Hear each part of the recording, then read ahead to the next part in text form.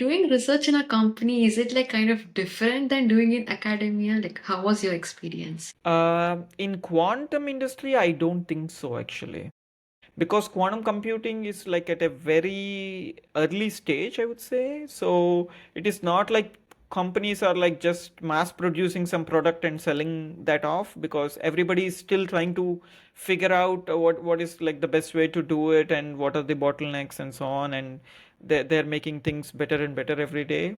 So in this things, I would say like it's very much similar. The only thing is that if you work in the companies, maybe they are not very much interested to publish every result. Like in the academia, they might make patent out of it, or they want to keep it like confidential, some of the results and things like this. So that's one difference.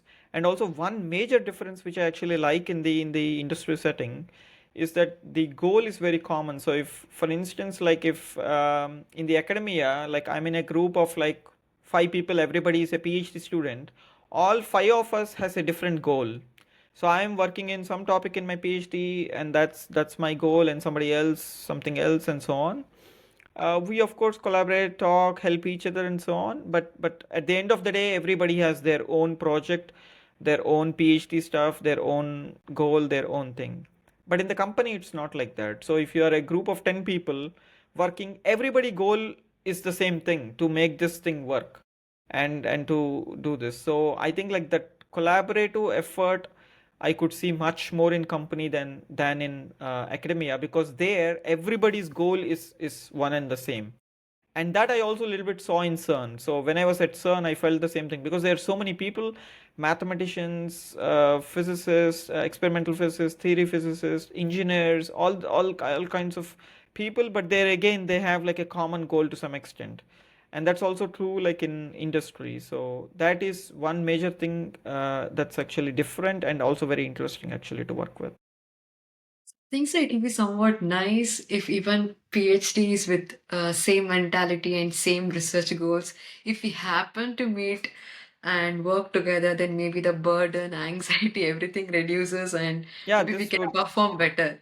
Yeah, yeah, absolutely. But like in the end of the day, my PhD is like my PhD, right? Like, so it's like that. But in the company, it's not really like that. I mean, there is no PhD, no paper. I mean, like if they publish a paper, everybody would be on the paper. There is no discussion. I mean, like it's like so things are like much more clear, and then everybody tries to like do something to make that happen.